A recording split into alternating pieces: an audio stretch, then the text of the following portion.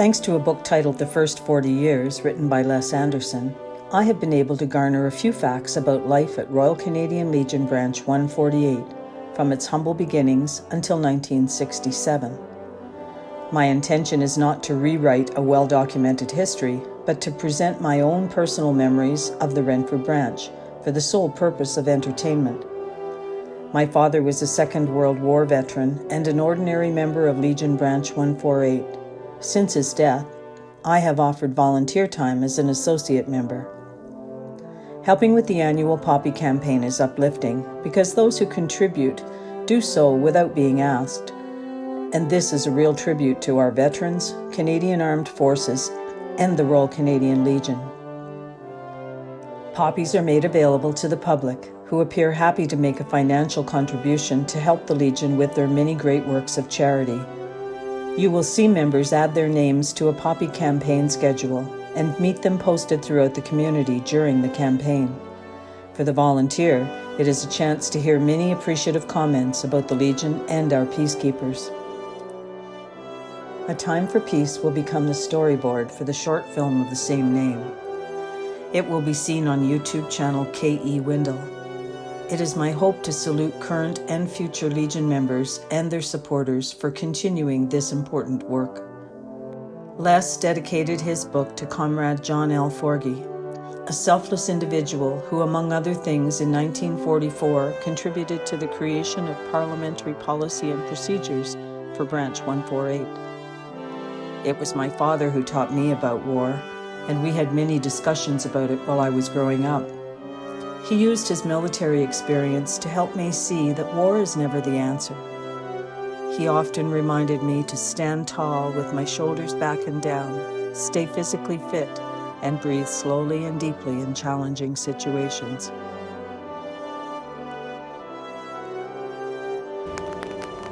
Mr. Anderson begins the first 40 years by naming 6 veterans of the First World War: Frank Dunn, Harry Fishenden, Jim Morrison, Bill Elliott, Roy Clark, and Bert Troop. Founded a Renfrew Legion branch known in 1929 as the Canadian Legion of the British Empire Service League. It is a well-known fact that the Honourable Thomas Lowe donated the land and later contributed funds to build a memorial to commemorate the dead of the First World War. The memorial, which has inscribed the names of those who gave their lives for our freedom, is named in honor of Thomas Lowe. More names were added after the Second World War ended. This memorial was given a prominent place in Renfrew, and many people visit it throughout the year to enjoy a picnic in the scenic gazebo during a visit to Renfrew's Town Hall. In 1945, the McAndrew residence on Raglan Street was purchased as a clubhouse for Legion Branch 148. More land behind the McAndrew home was purchased, and with generous donations from women's institutes and service clubs, the Legion Club was opened in 1946 with the name decided by ballot. And it continues to be a welcome addition in downtown Renfrew. The lounge and hall are well utilized for private and public functions. The Legion was the first to finance a local playground, and as children, my friends and I would spend most of our free time there. It was a safe place in nature to make new friends and stay active, playing on the swings and other play structures. It was a short walk from most of the wartime houses, and in summer there was a playground leader to help us with creative activities.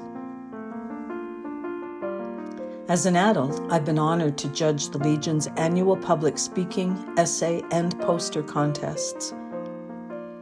Public speaking, with 5 levels of competition, gives participants a platform to express their view of the present moment and their vision of the future. Branch, zone, district, provincial, and Dominion competitions give students confidence and help to keep the message, "We remember," alive and well. As a child, I memorized and recited for my classmates the poem "In Flanders Fields," written by Lieutenant Colonel John McCrae, but I didn't make it to the next level of competition. It is a poem that has withstood the test of time and inspires the reader to cherish those who fight for freedom. In Flanders Fields. In Flanders fields, the poppies blow, between the crosses row on row, that mark our place, and in the sky, the larks, still bravely singing, fly, scarce heard amid the guns below. We are the dead. Short days ago we lived, felt dawn, saw sunset glow, loved and were loved, and now we lie in Flanders fields. Take up our quarrel with the foe. To you from failing hands we throw the torch. Be yours to hold it high. If ye break faith with us who die, we shall not sleep, though poppies grow in Flanders fields. My youngest brother was a cub in the scouting organization at a time when girls were not allowed to join. Fortunately, he taught me what he learned at Cub Camp, and I got to practice outdoor survival skills. Fred Wade gets credit for donating property at Herds Lake and offering a summer camp. The first year saw 42 cubs registered in 1946 for one cub master. There is still plenty of room for more leaders and participants for this invaluable program. The only award in Scouts Canada that's earned by leaders. It's called the Program Quality Awards. I'm quite happy to announce it here.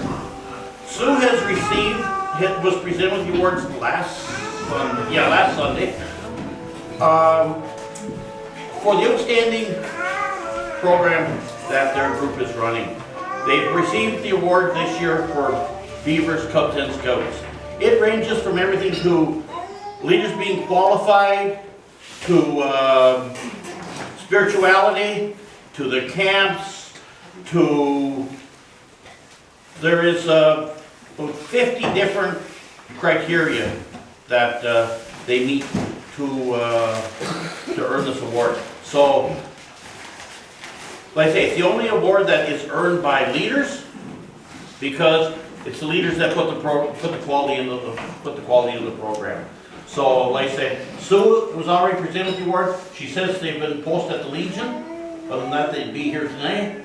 So I just wanted to let everybody know that due to the great work that the leaders are doing, they have earned that award for 2014-2015.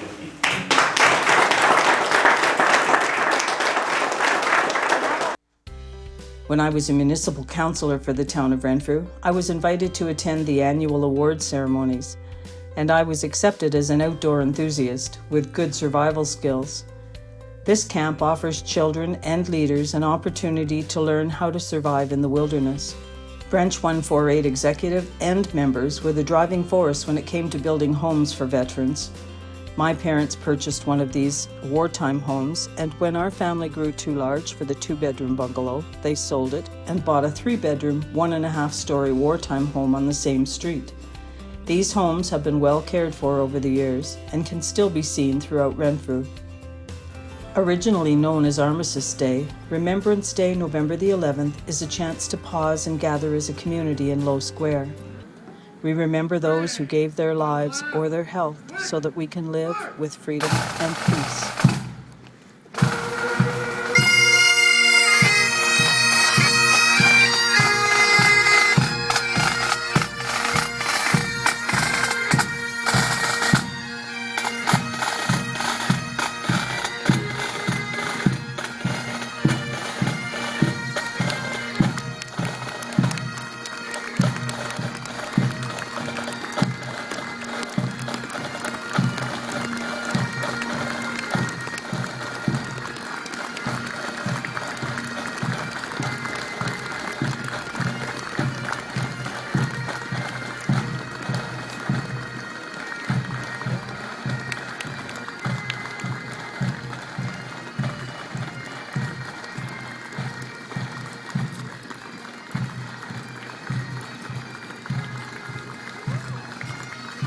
My early memories of attending Remembrance Day services are of walking with all the students and faculty from school to attend the memorial service at the cenotaph. It would begin with the singing of O Canada and finish with the singing of God Save the Queen, who was Her Majesty Queen Elizabeth II.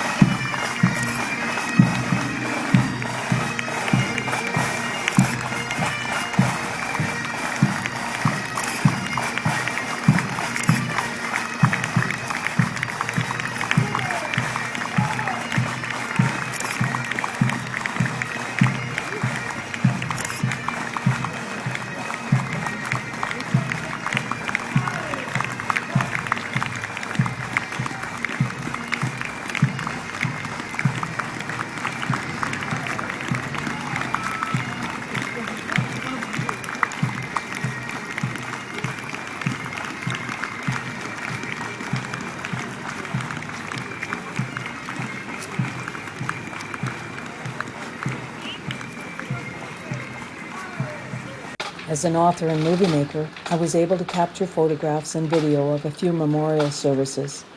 Listening to the choir singing at Remembrance Day services moves listeners from sorrow to joy, regardless of the November weather.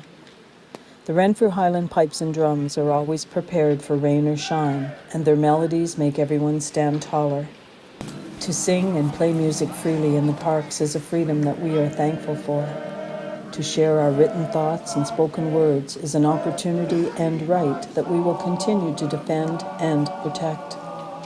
Members of the Legion Branch 148 always organize a special Remembrance Day, and many others join the parade from the Legion to the Cenotaph. In the 11th month, on the 11th day, at the 11th hour, we all bow our heads in prayer for those that war has touched and continues to touch today.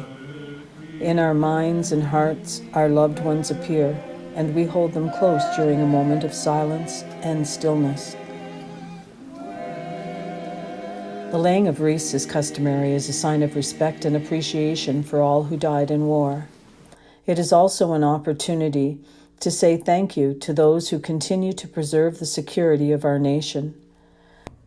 According to Les Anderson's book, there was no ladies' organization in the 1930s.